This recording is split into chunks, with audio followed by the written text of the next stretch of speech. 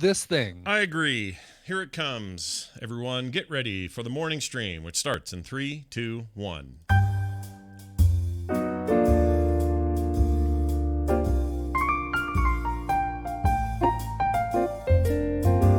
This is the morning stream, but it's not in the morning, it's at night. TMS Pm.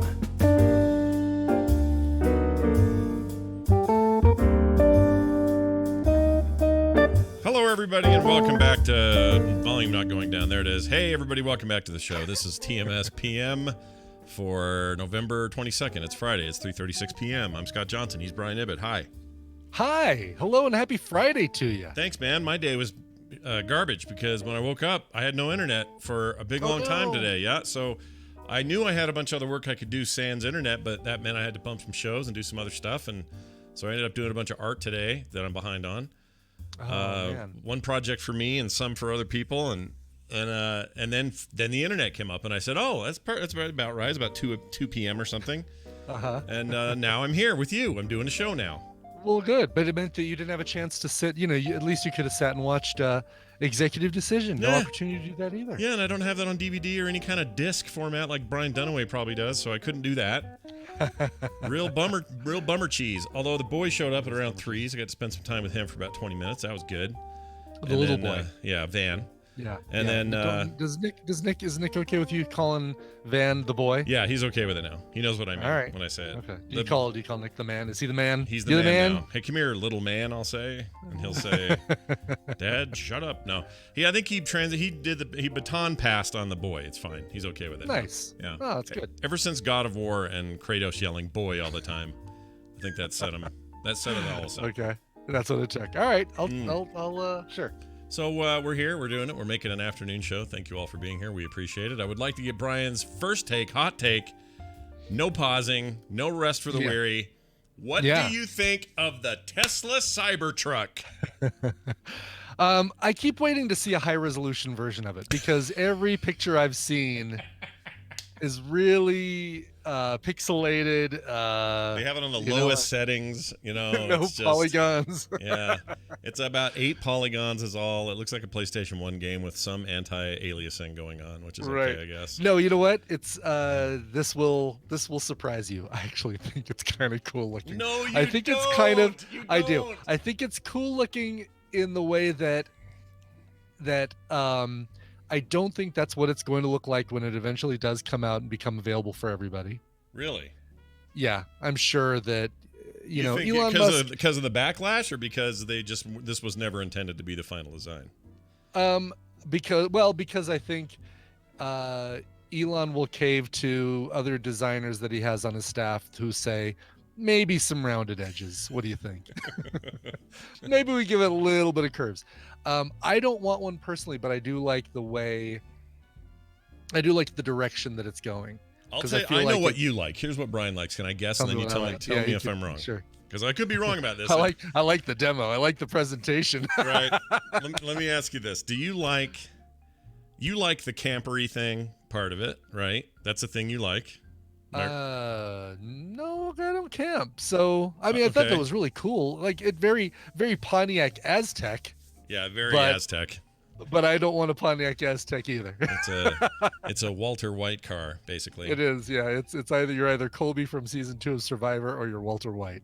I'm trying to think what else you would have liked, because you're the guy that you loved your bug, your Beetle. I did. Which is like a lot the curviest car. Right. One of the curviest cars you can find. And a lot of people like Beetles, but for tall guys, you usually don't see guys like me and you in a Beetle.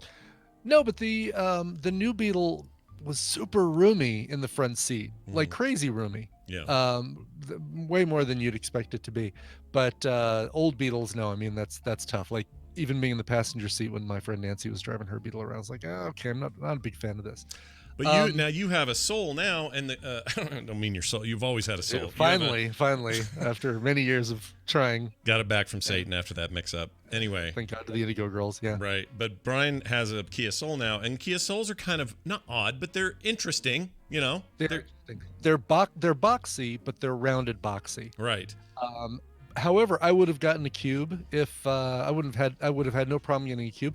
Back in the day, I kind of liked the Oh, who made it? The Thing. That was another Volkswagen, the Volkswagen Thing. It was, yeah. The one that had like all the angular removable panels that you could swap out and change color and change stuff like that. I kind of like that, and I kind of like the look of this. I still haven't seen it in person, and I may have a different opinion if I were to see one in person. Say, oh, all right, yeah, that thing is kind of god awful, but you know what? I'm so sick of the typical pickup truck look that the fact that this doesn't look like a typical pickup truck, like a typical Ford F-150 or a Ram 1500 crew cab extended deal. I like that. I'm fine with that. How do you feel about it being called the second coming of the El Camino? Because that is kind of what it is. It sort of is. It kind of is. Yeah. Right? Like it's the, car in the front, with truck the in back. Yep. Truck butt. Yep. It's got truck butt. I mean, look, I'm sure it's super well made. It's got an optional solar charging option. I think it probably takes eons to do, but it's still there if you want it. There's a few things like that I think are really neat about it. I just think it is fugly, and I wish it didn't look so stupid. And I don't think they didn't have to go this far into the angular town, and also the name is really stupid. Cybertruck. Yes. Oh my gosh.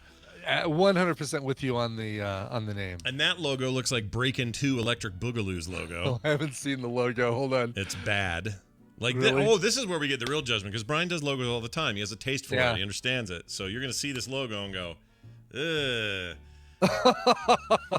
It's Battlezone is what it is. Yeah, it's basically Battlezone. It's ugly. It's fugly, and I don't like it, and I wish I did, but I don't. And here's the other thing I was going to say about it. Hilarious. Oh, and it's all, trendy, missing some of the letters, but you can still put it together. This looks like it's basically Battlezone. This is like you overlay all these letters on top of each other, and you've got the tank that you've got to shoot. Yeah, and ironically, it's got the same number of vectors and polygonal surfaces as a tank in Battlezone. So that's cool. Oh, as the Cybertruck. Yeah, as the Cybertruck.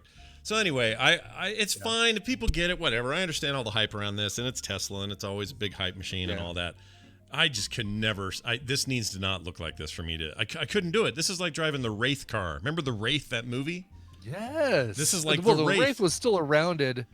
I mean, it was still a rounded vehicle. It was pretty square, wasn't it? It was pretty square. Wraith movie car. I want to look at that because I can't remember. My memory is fuzzy on this. Charlie Sheen was pretty angular. He was very angular. Oh, you know what? You're right. It's still got some curves. Yeah. Yeah, that's a bad comparison. Okay, how about I mean, it's kind of Tron, Tron-y, yeah, very Tron-ish. I'd give it but more Tron the video game than Tron Legacy. That's true. So, like Tron the original. I mean, this is like the vector tempest of cars.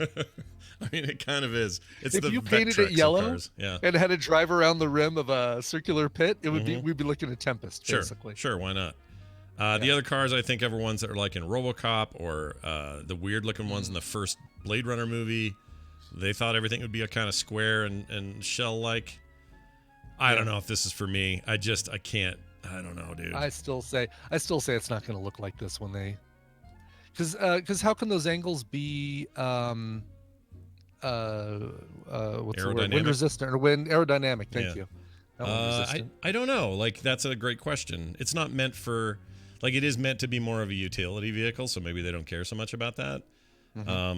But you'd think with an all electric drive chain, you would care about that because electric cars need less wind resistance to be efficient. So that's a really good question. I mean, if someone handed me the keys to this and said it's yours, I would probably take it. But this thing's gonna. I mean, do we know what the price is yet? It's like $100,000. Yeah, the base one starts at 40,000, like 39,000. That's not that bad. It's not that bad, no. And that's what I'm thinking. Where the version we're going to see that gets put on the market, I'll bet you, is going to be a little bit more rounded. Right. I also don't think you're going to pull. You're not pulling your trailer with this or your boat. I don't think. I don't think you got that kind of power. Well, I don't know. No, there's three different versions, and it's weird because they're multiple engine V8s. I think. Oh, I might have this wrong. Let me see where the the three different models are the number of engines as opposed to the size of the engine. Okay. Oh, that's interesting. So the engine block is like a giant multi-engine style design or something. Let's see here if I can find. where I saw that. See, that kind of all of that stuff totally interesting to me. All of it. Yeah. Oh, see, I see the. All right, so if you go to tesla.com/Cybertruck, there's a spray painty looking logo. Is that the one you were looking at? That's the one I'm looking at. Oh, I should show you the one that I found, which was the Is it different? which was way more angular battle zone. It was totally battle zone. Oh, okay. Dual motor all-wheel drive, tri-motor all-wheel drive. Tri-motor. So it's tri-motor versus dual motor versus single motor. Huh. So not engines, but motors. Interesting.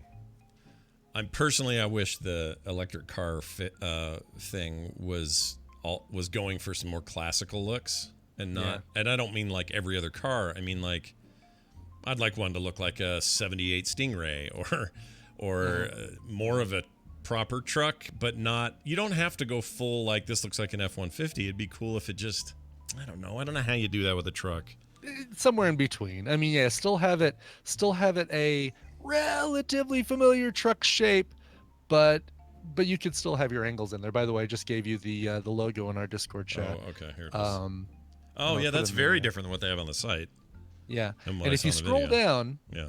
on this page, which is carandriver.com, where it says read next, and you see the angular 2022 Tesla Cybertruck. Yeah. To the right of it is Tesla Cybertruck will be unveiled on November 21st. Oh, whoops.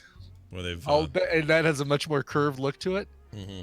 I'll bet if you took Morph, the old 90s program Morph, and connected between those two photos, what we get is going to be probably a lot closer to that. I heard so I have a buddy on Twitter who said that why did they not name this the Electruck? Why not that? Like electric.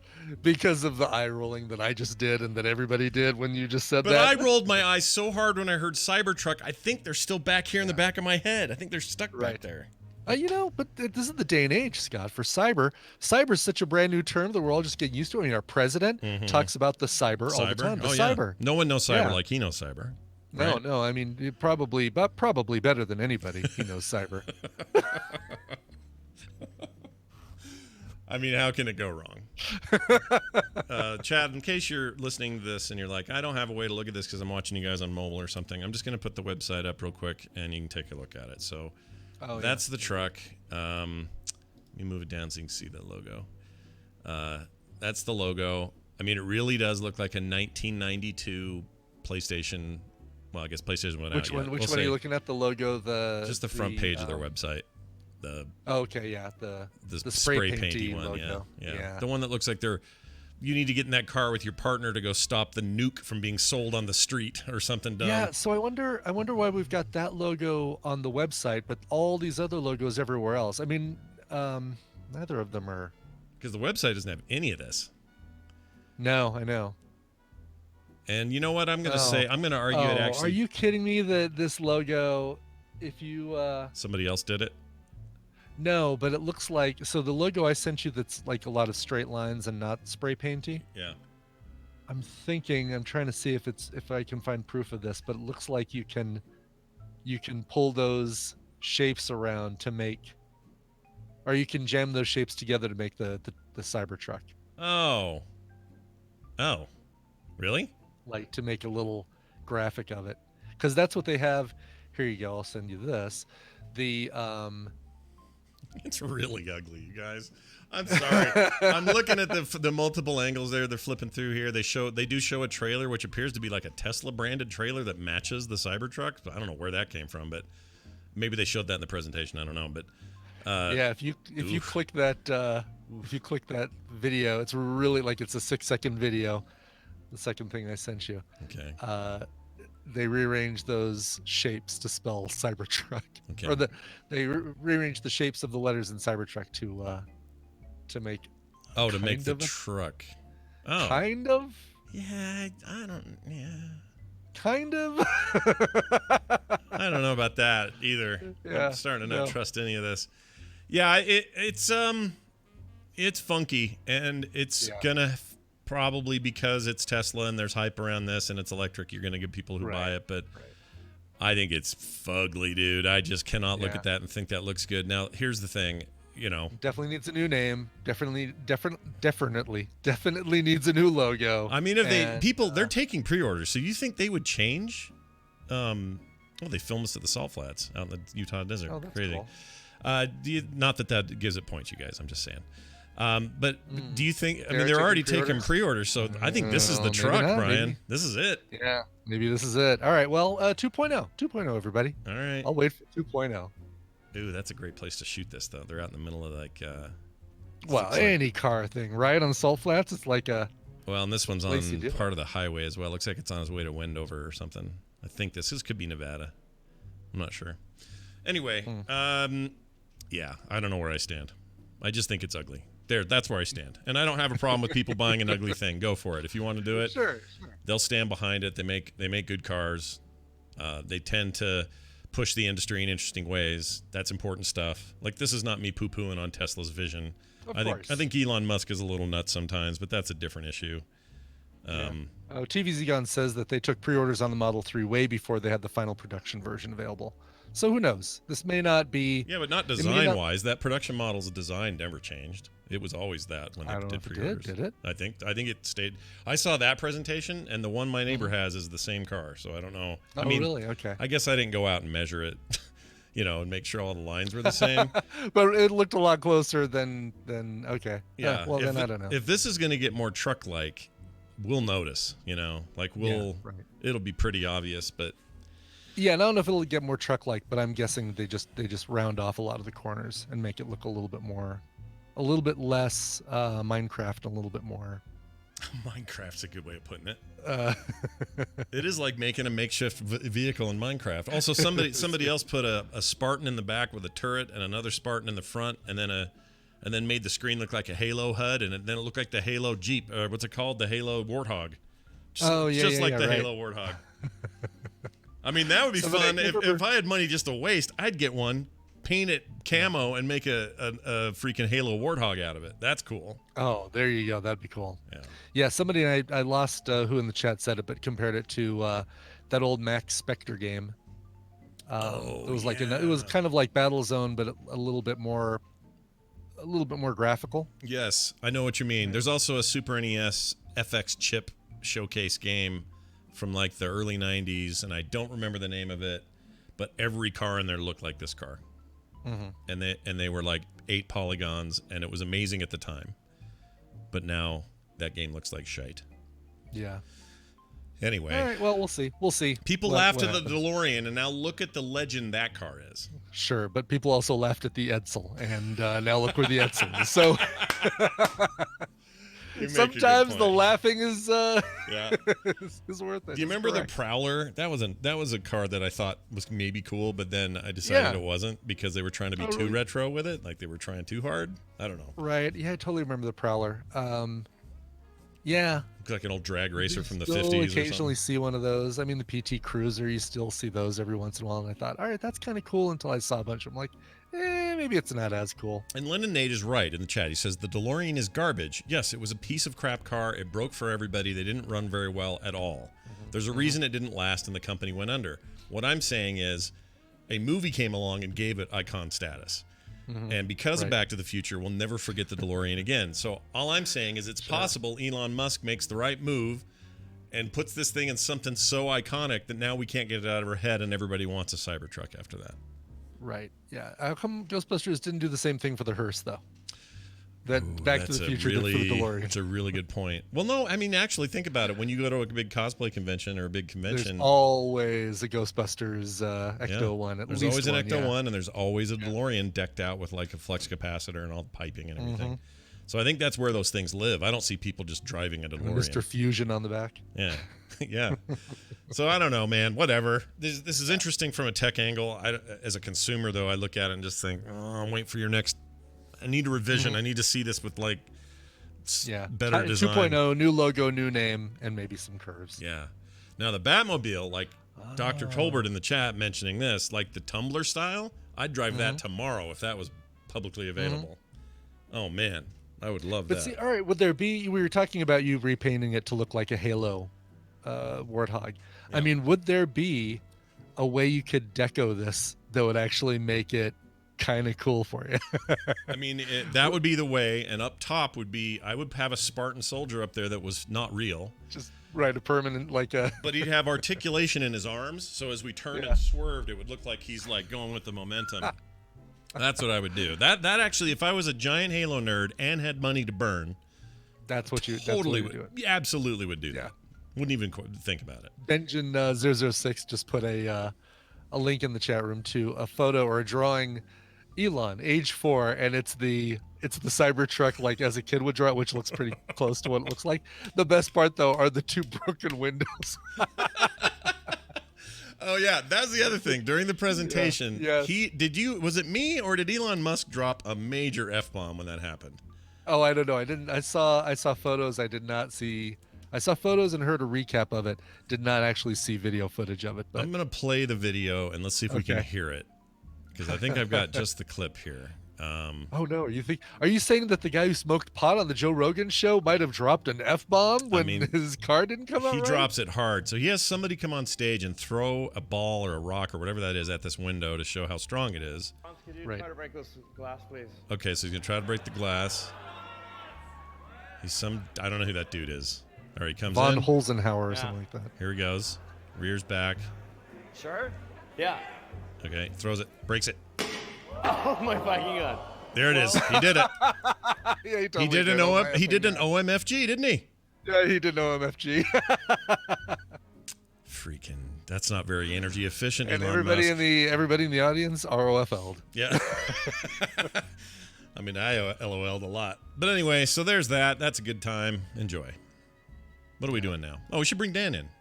We should bring Dan in. It's Yeah. time to talk games. Yeah, I agree. Let's do Speaking that. of games, man, I've been playing the Pokemon Shield. Yeah. Just digging this thing, man. It's so fun. It's such great graphics. Oh, I meant to ask you about it. So some people are mad that the full collection of Pokemon aren't in there yet. Does that matter to you at all, or is that You mean like all the previous gens? I'm okay not having the previous gens.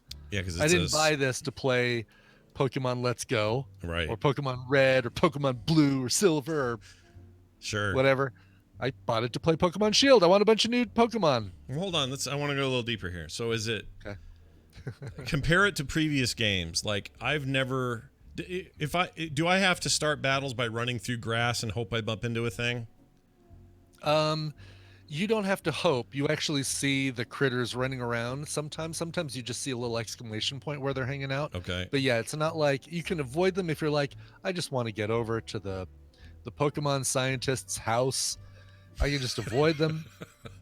Yeah. Okay. But you Good. can Because I also- but hate you also- them. I hate random battles. So if you're telling me no Yes. random battles, You you've can already got me. you can avoid the random battles somewhat. You can't avoid them completely, but it's not like, all right, run through the grass. Oh, and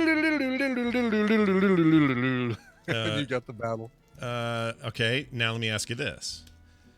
That's a high point in my book. So that's a reason for me to be Yes. interested.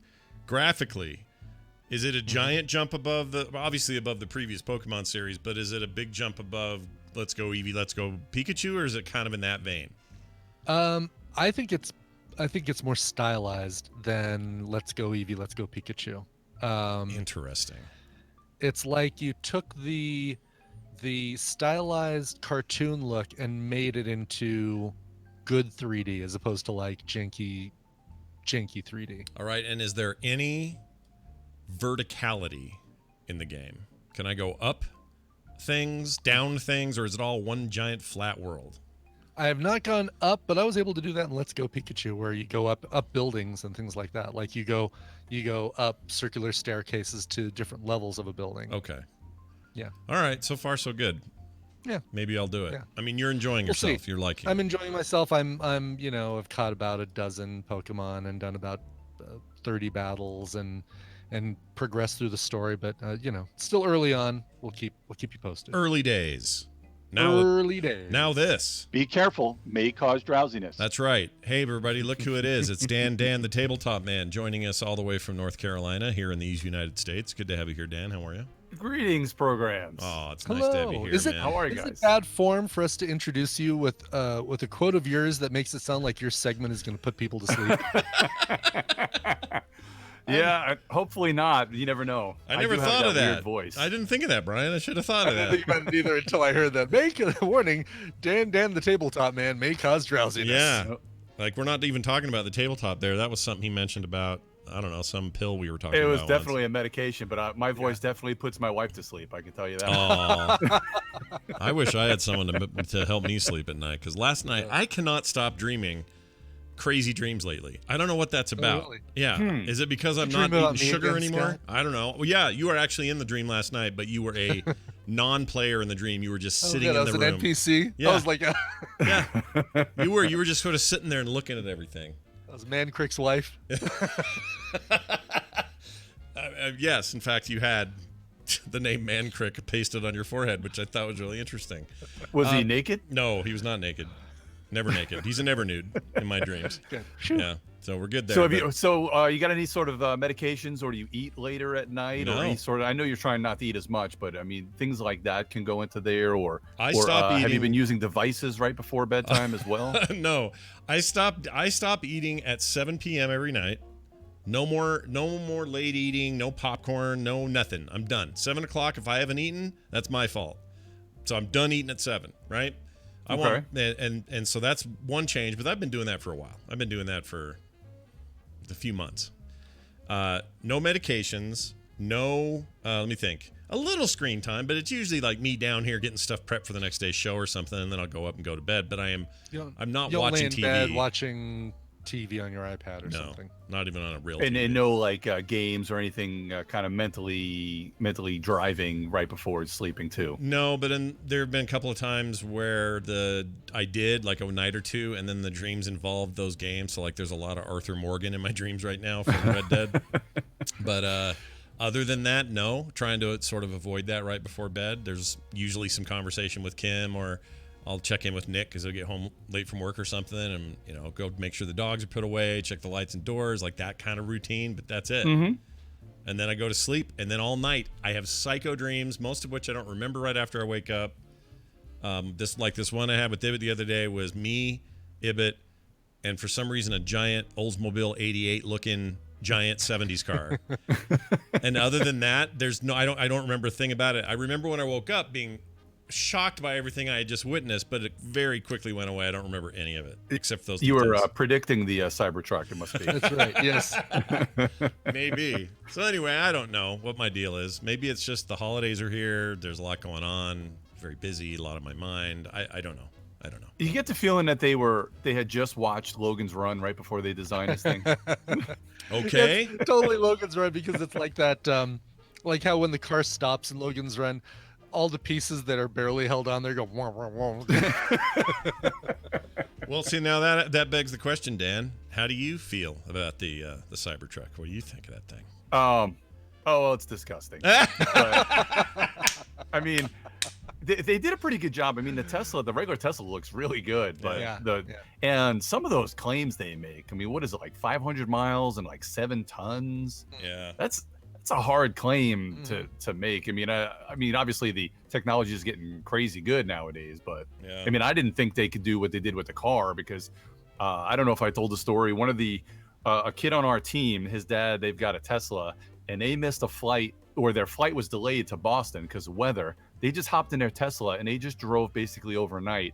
Now, I couldn't get him to admit that he was sleeping half the time when he was that Tesla was driving to Boston. Yeah. But he made it seem like it was awfully easy to get up there. Yeah. Drive, so. And that's what I hear from people too who have them, is that the no hands thing, even though it's not truly no hands, but you kind of have to pay some attention, that you really can kind of zone out and not worry too much and be all the way to Vegas before you realize it, that sort of thing. Mm-hmm. Oh yeah, he makes it seem like you don't have to do anything on Yeah. these trips, and it's fascinating. I mean, I haven't driven in it myself, but Yeah. that's crazy. I feel like it's just ugly is my main complaint. I'm sure the tech is amazing. I'll even buy into all the outlandish claims about how much carrying capacity and miles and everything, because they've been able to kind of meet those goals previously.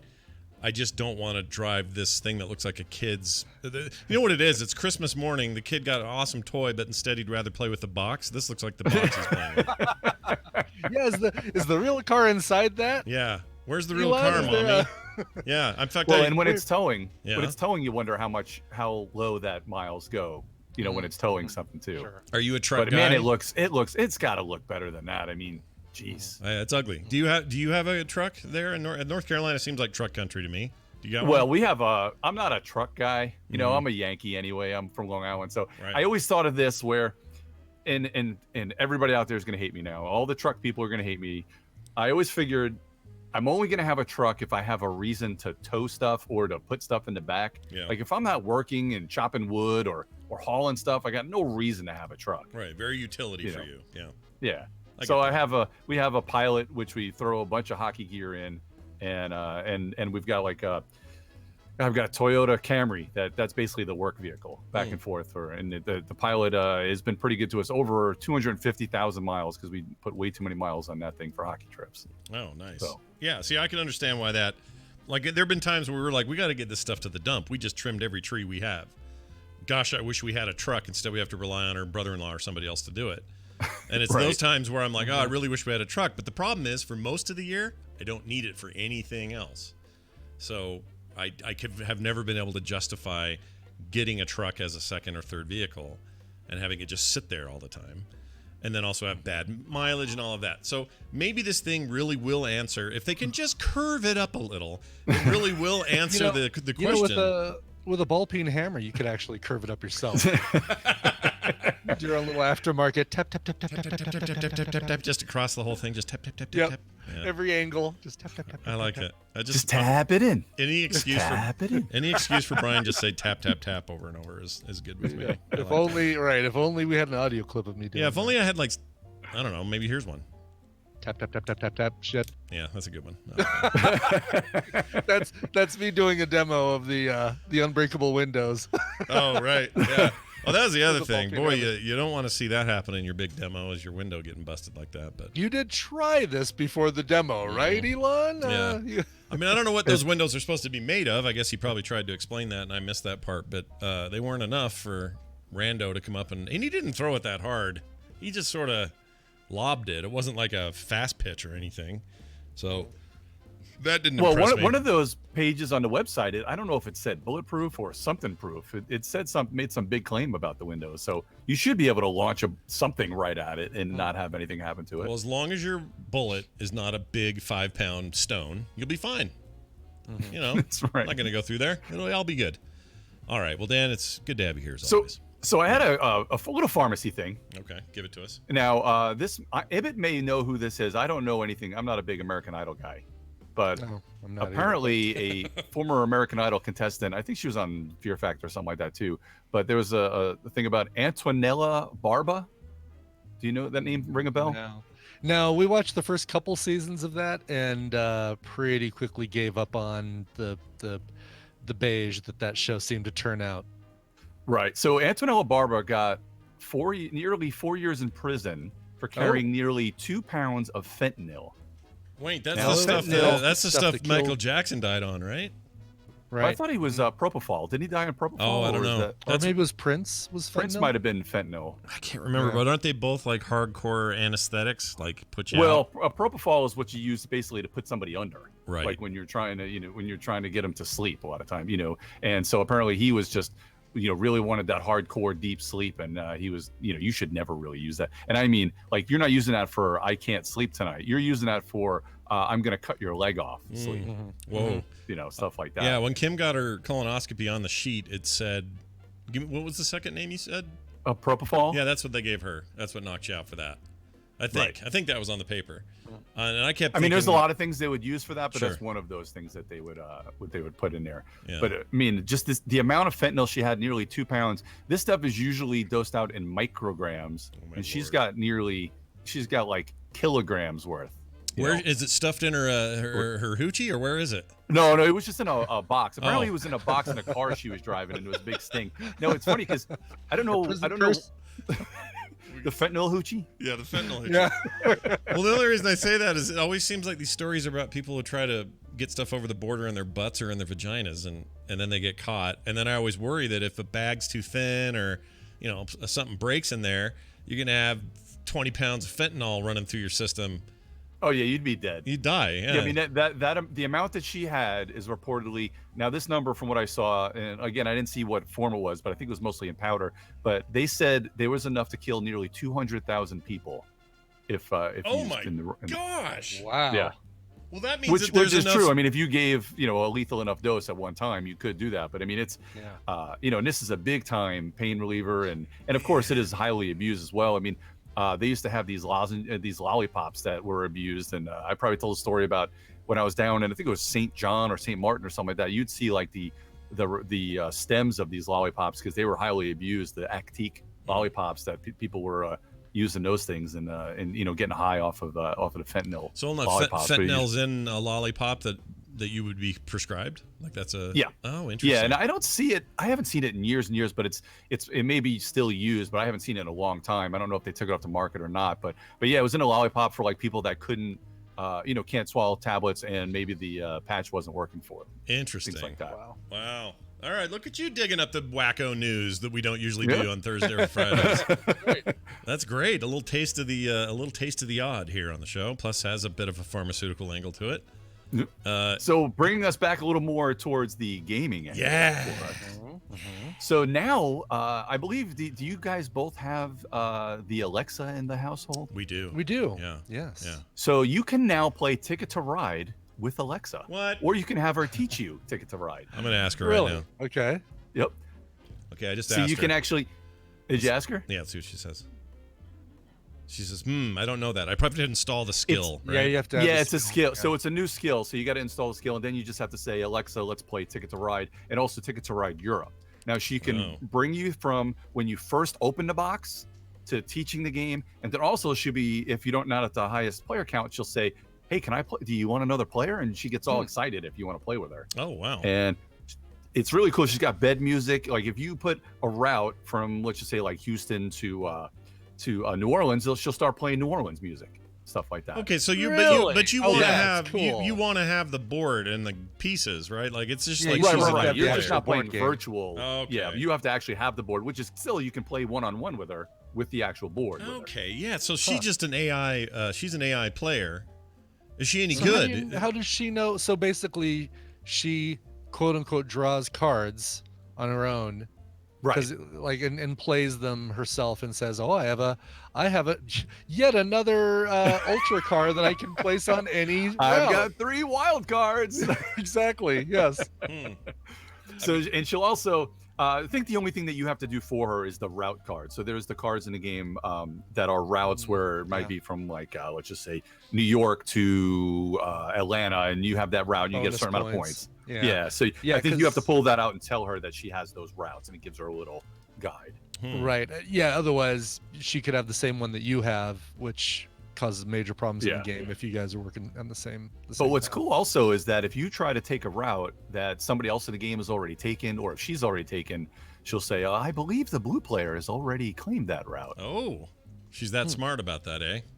Yeah, it's pretty interesting, and I know some other companies. I've heard of some other companies in board gaming that have been kind of fiddling with this, so we may see this as another pretty cool avenue to bring kind of the analog to digital together, and also for us lonely people in the world that want somebody else to play with instead of playing with ourselves. I'll give you a little soundbite there. So instead of playing with yourselves, you can have a kind of a 2-player with Alexa. I know Portal Publishing, who's making Detective, which is a modern crime board game. They've been working on some of that, but that's a little harder to do to program that than it is to program things like Ticket to Ride. So you may see other Euros or things that may be a little more easier to program and maybe a little less random with dice and stuff like that. Things that don't have as much dice might be easier to program, stuff like that. I wonder if you could add. So here's an idea. So for anyone's listening, you should try this.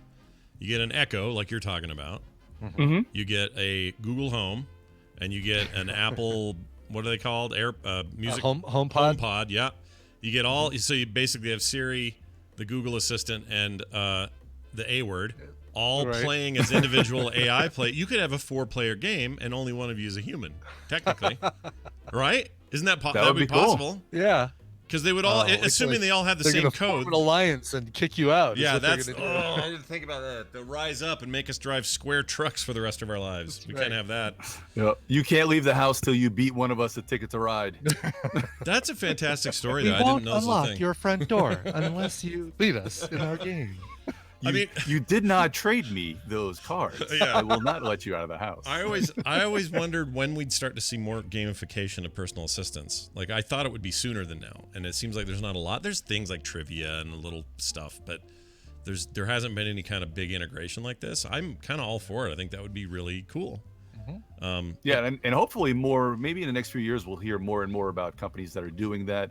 Hopefully not making it mandatory, because that's another thing. Like, we don't really like to see apps that are mandatory for games. That's the thing that kind of annoys me a little bit, but I don't mind them in some instances, but I don't want it to be mandatory. So as long as it's an add-on, then I really wouldn't mind too. Yeah, I don't like it mandatory anything. Unless, let's say you're coming out with a game and it's like, this game is meant 100% for personal assistance. That's the only reason we did it, because there's some advantage there's a gameplay element that you can't do any other way.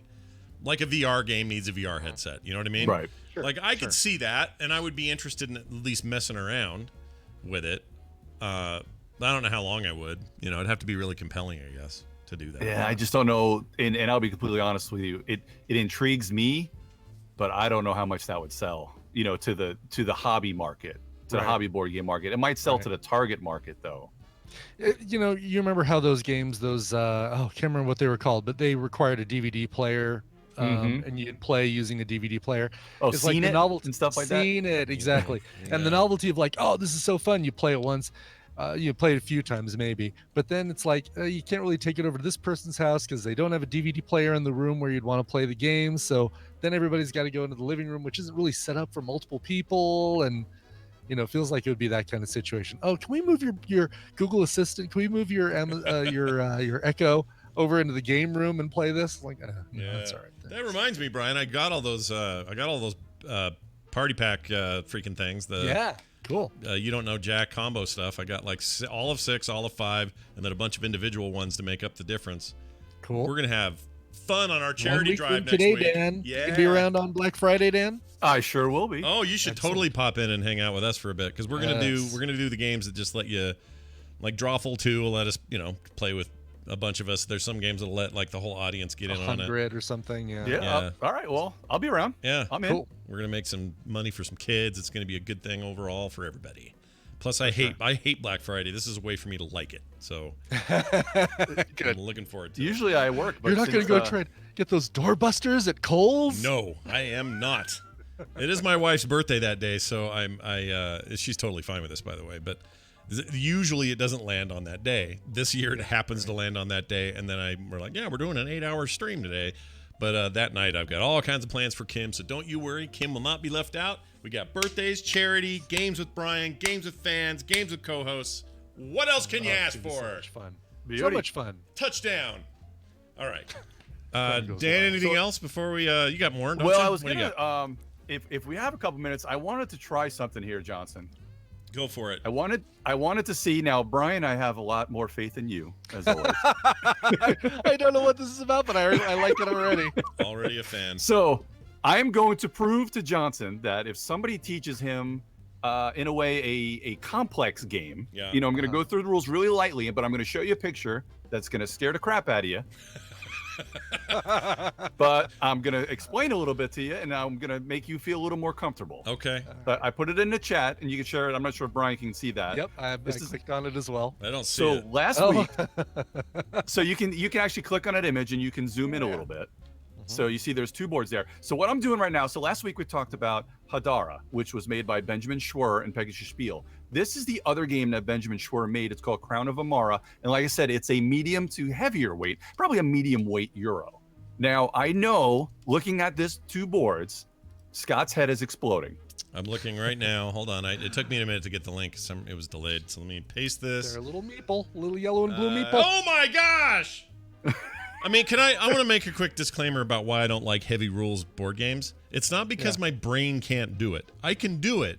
But what happens is I get going with it and I start to read it and I realize, oh, this requires a level of attention, consumption, and retention that I don't have right now because I have too many other things to think about and do, and I give up. So it's not that I can't do it. It's usually because the rest of my life has too much stuff in it, and my marble that I'm trying to fit into the straw is knocking another marble out that side.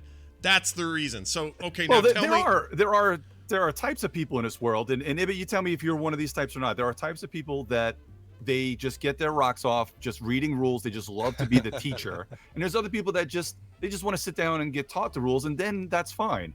Johnson, I secretly think that you're I want to be taught the rules. Okay. What do you think? I do. Yeah. You know what? Totally was. And I'll tell you what, Brian, you like this? Because here's how I am. If you say to me, all right, we'll play one so everyone gets it. I'm that guy. Yeah.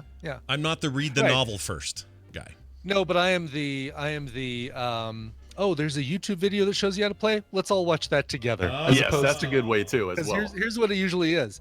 Brian, Tina and Tristan and Kay, or Tina and her parents and her brother and their kids. We're gonna sit all around the table here while Brian reads the rules of this brand new game we got and then explains to us how to play. It's like, no. And the first time you do that, it's hard, but then you're like, oh, that wasn't so bad, and then you're like, oh, let's play that again next time because everybody now knows the rules. Yep. And Brian is excellent. Video available? Brian is excellent at that stuff. He's like, we did this in Vegas with the game Joust, that board game based on the video game Joust that Scott and I played. Where nice. And it was complicated. That thing was complicated. And Brian was great because he immediately soaks the stuff up, goes, oh, okay, and I'm the guy going, thank goodness Brian's doing this because there's no way I'm reading this. And then it was fun. We had a good time because we played and we just made it happen. I was terrible at it because that whole direction thing was, oh my gosh. Yeah, you'd forget the one concept that you always moved up before you moved to the side. And so you'd be like, oh, this will be great. I'll go and attack that guy. But then you'd go right up the butt of another ostrich. And because I thought I went to the right first and then I went up. Yeah. I mean, for those at home who are wondering what the hell we're talking about, it's turn-based Joust. The game Joust, where you're in real time flying. Joust. So imagine freezing the screen and every pixel movement is then controlled by your turn. It really threw me for a loop. I would love to play it again because I think I'd do better. By the way, I do like how Dan described this as a 2-board game. This Crown of Amara. Oh. No, it's a 5-board game. I count 5 boards. Each player has a board, and then there's 2 big square boards, and then there's another board at the top that I'm guessing is your. Oh, that's the score. That's the score. That's the score thing. Okay, well, the score thing looks like a collection of encyclopedias. It looks huge. My gosh. All right, so Scott, give me like 2 to 3 minutes, maybe even less, and I'm going to explain this to you. All right, go. Cool. So watch the picture. Okay, I'm going to explain it to you. So in Crown of Amara, obviously you're trying to get victory points. One of the really cool things about it is if you look at the top of the picture, there's a couple of meeples on the left and a couple of meeples on the right on that score track. Yeah. You actually are scoring in 2 different ways. You've got basically people points and house points, and it's for yourself. Now, the lower of your 2 scores as you're getting things throughout the game will be the score that actually counts. So you don't want to just concentrate on one thing. Okay. There'll be different things you'll be getting throughout the game. Now, if you look at the very bottom of the picture, those are both your little player boards. The cards that are below there, you have 9 cards in the game. The cards will have things on there. There may be resources or there'll be some actions. Each round, you're gonna draw 3 cards, and you're gonna look at them and you're gonna put them in that order where it says that little player board says 1, 2, and 3. That's actually basically 1 spot. You're going to rotate 2 spots, or 3, and I'll get into that in a minute. And then you're basically going to put your cards in the order, and then everyone's going to take a turn at a time using which one of these cards because you're going to figure out which one you want to do. Now, there's the 2 what we call rondelles in board gaming. Basically, it's when you go around in circles, and there's either things you pick up or actions you do. Now, the board to the left, there's going to be one of your meeples on there, and it's going to go around there in a circle. That's basically going to be your gathering resource board. Now, depending on where you go, I'm not going to get into the other little actions that are on that board because there's other ways where you can put a dude out there and you can get bonuses to getting actions on that board. So if you notice, there's a left, top, right, and bottom. Yeah. When you go one step, you go to let's just say from the left to the top, then you're going to get some wheat. And then you could pay a little bit more and put a dude there. Maybe you get some bread as well. And real quick, those things that I'm sorry, just for visual here, for those at home, that board looks like a bunch of homesteads, farmy, kind of villagey space. for your resources. The other board on the right looks like the center of a city or of a town. A little village square. Exactly. Yeah. Yeah, Yep. town square. Okay, just for the visual there at home. All right, Oh keep yeah, going. I'm sorry. I forgot that podcasting is also an audio audio medium. That's all good. So It's all good. what you're doing on, like I said, on the left is basically all the resources. Now when you do the 1, 2, or 3, where you kind of move your meeple and then you're going to do an action. If you decide to do the one on the right, that right on your dial, which is basically your town center, you've got kind of where you can do some piety. You're going to basically, this is all where all the actions are going, where you can actually recruit people. You can actually give to the church. You can get some books. Basically, that's where all the heavy lifting is doing. So you're going to be gathering resources and doing some actions on the right. And like I said, you're going to be getting the different points, whether it be the people points or the house points. And then you're going to have a little, we call cheaty powers, because when you get those little people, they're going to give you extra abilities and other things that you're going to want to do. So that's basically the game. You're going to play over, once you play the first 3 rounds, that's basically 9 actions. Then you're going to shuffle up your cards again, and you're going to do that another 3 times. And that's the whole game. Now, obviously, there's a little more to it with what actions you can do, because you're going to be basically donating to the church and different things like that. But we don't necessarily have to get into that. But basically, like I said, get resource, turn them in for points. Okay, There so you go. I understood that. Here's my question. I don't Yes. understand how that translates to points up top. Okay. So how do I go from? So I understand that each turn involves, all right, doing a resource roll. I'm also doing a thing in town where I'm spending those resources on things, and then how does that translate to my high and low scores up top? So on the right hand side, if you click on the picture, I think twice, it'll give you a really big zoom, Yeah. and you can go into that whole board. There Now, it is. for instance, there's on the left hand side where the crown is. One action can be just donating books to the church. I think it's the church at the top, but one other thing on the left, donating books to whoever that is, the crown, and you're going to get. You see, there's a 5 inside the house. So for every book you donate, when you get there, that's 5 house points. And then also, if you see there, if you donate wood, the first time you donate wood, you're going to get some points there, or you're going to get a ring, which is also going to help you to get some points on one of the other areas as well. It just, when you turn in a ring, you're going to get these little chits that'll give you a little something later. You donate a ring to the church, and you'll get a little chit that when you go somewhere else, you get some more points. But if you see the little, there's that icon. Anytime there's an icon with a house, or there'll be on the right hand side in this picture, there's a person over there. So that gives you people points. Depending on how many books you turn in, you're going to get that many points. On the right hand side, there's 1, 2, 3, 4, and 5. So if you turn in, let's just say 5 books at that place, you're going to be able to get 21 people points. What I've learned here is that if you donate to the church, you get some good chit. You get plenty of chit. Well done. All right. So the link. Thank you for the description, Dan, and the link you gave us. I'm going to give you the link that I found of probably the worst place to play this game. Oh my Lord, what is it going Is to be? at this person's house. Okay. Oh my God, I saw that picture. It's the busiest thing. Why would you do that? Oh, They've got a jeez. tablecloth that is as busy and as multicolored as possible. So you will lose pieces in That's that tablecloth. horrendous. Whose idea Yeah. was this?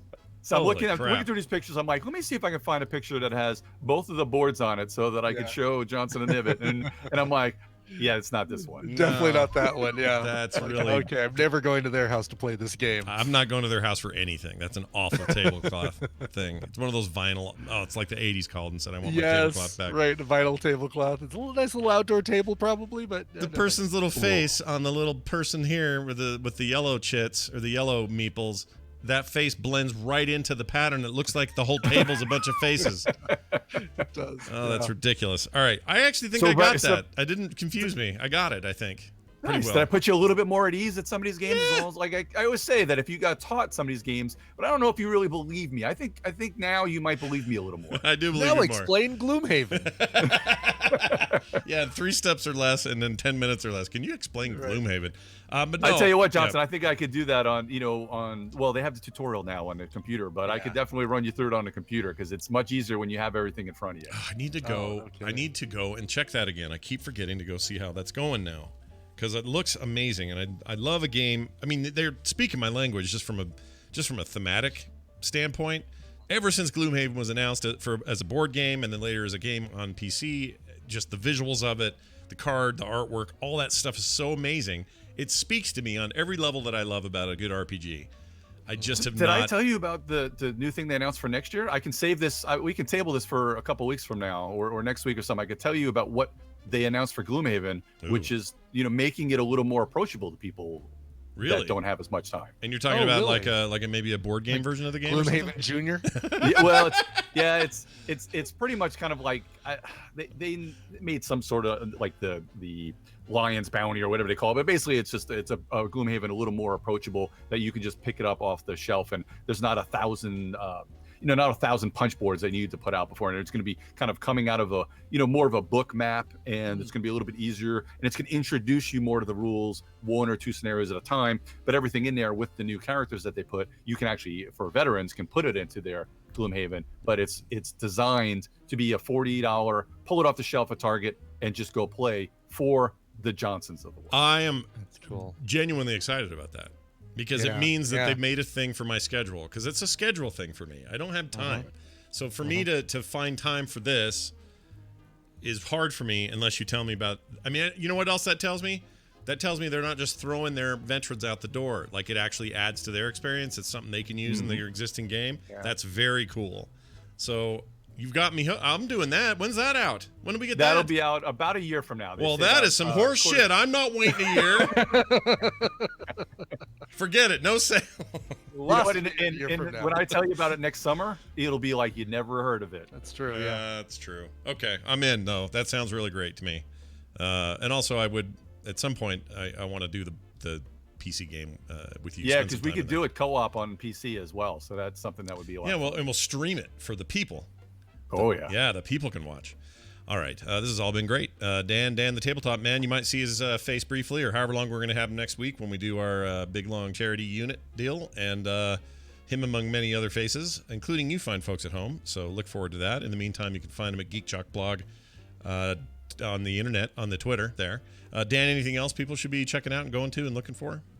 We just put up another the Geek All Stars podcast. We just put a show up this week where we dive like everybody else in the world into The Mandalorian, how much we love it, and also we have a recap of the Gamers for Cures, which was a few weeks ago, the recap of the charity event and a lot of the games that we got to play there. So thanks for everybody for listening. You guys have a great weekend, and I'll look forward to seeing you next week. Thanks, Dan. Happy Thanksgiving. Yes, you too. Happy Friendsgiving to you. Got a funny Did face. he hang up when you said that? Yeah, no, I did, and he made a very funny face at the end when I hung him up.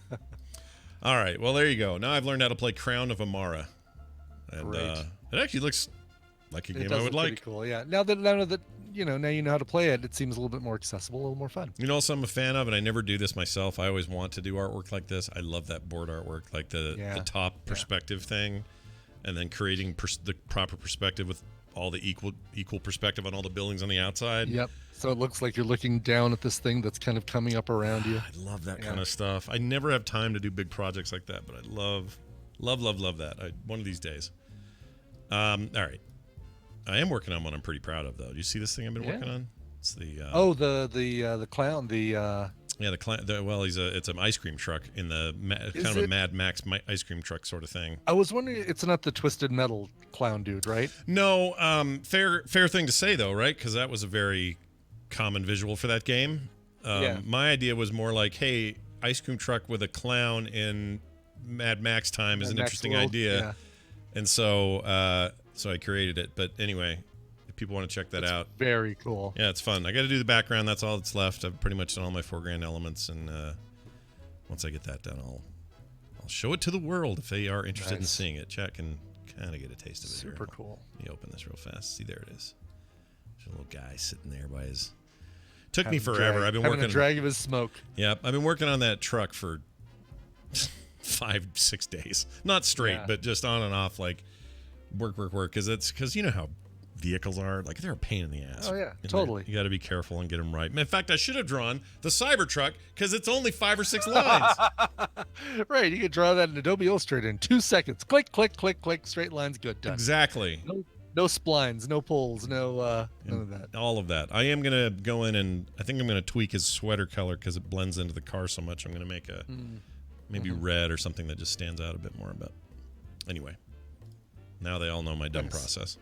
Brian, let's move on to being done. That's the end of the show. Okay, all right. So here's another thought I had. I'm just going to say it publicly, and then you can tell me if I'm stupid for saying this or if I should have told you separately or whatever. Okay, all right. But I like all this talk about the charities got me pretty excited about what we're going to do that day.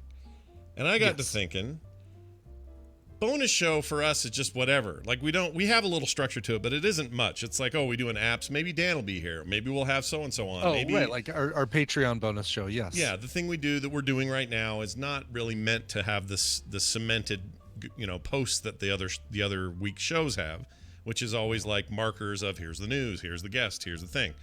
So my thinking is sometimes, not always, but sometimes it'd be fun to mix it up where we still record it like a show, put it out on the audio feed, but it's more varied stuff. Like, as an example, us playing these Jackbox games. But other examples could include other kinds of things, not always gaming related, but other stuff. Today, Brian and I are going to watch an open source old ass 1940s movie or animated whatever, film sack style, but because it's open source, we can record it and listen to it and watch it and put the thing on the feed. And have people watch it with us at the same time. Exactly. And Twitch now has, I don't know if you noticed that, but Twitch has a new watch along feature with Prime content.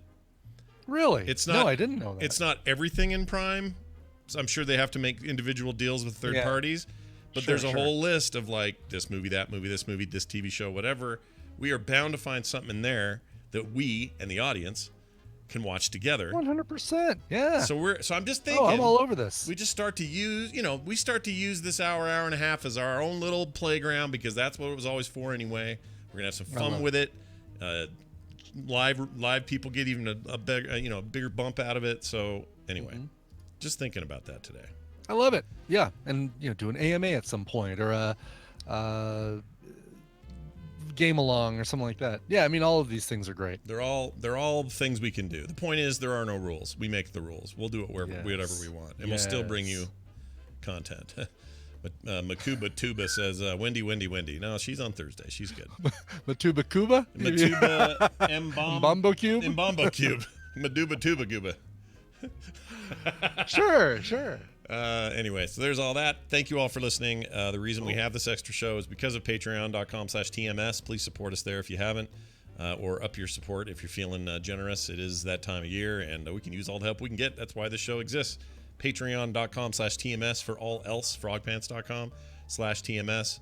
I think that's everything. Do you have anything you need to pimp, promote, talk about? I shouldn't say pimp. Pimp's bad. Pimp's for prostitutes. I should not say pimp anymore. Sorry. Promote. Do you have anything to promote? All right. Yeah, something to promote. On the ANTP feed, the audio just went up from Joe's interview. Now, you're going to start getting the 4 contestant entries of the editing challenge, but we're giving you the raw audio so you can hear the full interview that Joe did with Jason and Ashley of Geek History Lesson and Red Shirt Diaries.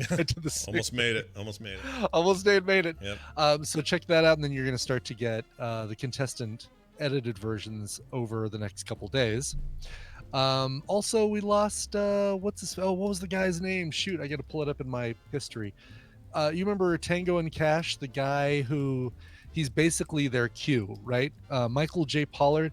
Oh, okay, guys. All right. Oh, don't wreck the car, guys. Oh, yeah. You know, that old guy? Yeah, I know. He was in Bonnie and Clyde. He died. Yeah, right. He just passed away earlier today. He's great, that guy. He was great, yeah. And so there was some information that he actually coined the phrase "low spark of high-heeled boys," which was a song by Traffic, and I need to go back and find that. Yeah, there we go. An inscription written by the late actor Michael. Wow, they've already updated to say the late actor Michael J. Pollard. Yeah, he's been in Jim Capaldi's book when they were both in Morocco. Wow. So the Traffic song "Low Spark of High-Heeled Boys" it got its name from that guy, from Michael J. Pollard, which is super cool. Yeah, he was on Star Trek. He's been in everything. Super cool. He's that one character actor, or not one, but there's many like him. But he's that one of those guys where you every time you see him, you go, "There's one of those guys." You know that guy. Yeah, exactly. Which I actually think, if I was an actor and I have lived my life and I died, I would rather be that than like Brad Pitt or George Clooney or something. Right, because you don't get paparazzi following Michael J. Pollard around when he goes to the Jamba Juice to get a shot of Green Machine, right? I mean, it's like, you can live your life in peace without being hounded by the paparazzi. I like love that. how specific you just got about his diet. He's getting something from the Green Machine at the freaking Jamba Juice. That's amazing. Well done. All right, well, let's get to a request. This one came from David. Speaking of the 4 contestants from ANTP, David is one of them. David Luzader. He is one of our final 4 at America's Next Up podcaster. He says, "Hello, judge and host." Oh, Pretty obvious what he's nice. talking about. Yep. David here from season 2 of ANTP. I never write in for a birthday request, but I thought this should be the year. As I turned 31, I realized that being in my 30s isn't so bad. My new white beard hairs don't mean I'm dying, and my best years are still ahead of me. To celebrate this, I thought I'd request a cover from a genre I am unabashedly into, K-pop. Mm. There aren't a ton of covers of K-pop covers.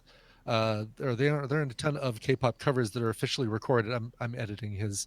I'm going to do an edit on his podcast here. Sure. So the pool is a little limited. My favorite group, Twice, did record a cover of "I Want You Back," and while it doesn't reimagine the song in any big way, it does have the joyful energy that the original is known for. My birthday is November 23rd, and I know I'm getting this in last minute, so any time around there would be great. All I have left to say is, burn in hell, you little green bastards. Love, Justin Thoreau, though. David Luzader. Nice. David's Yes, cool. I like the clothes, too. Love Justin Thoreau, though. Yeah, it's pretty good. All right, so this is the song "I Want You Back" by the Jackson 5, covered by a K-pop band called Twice.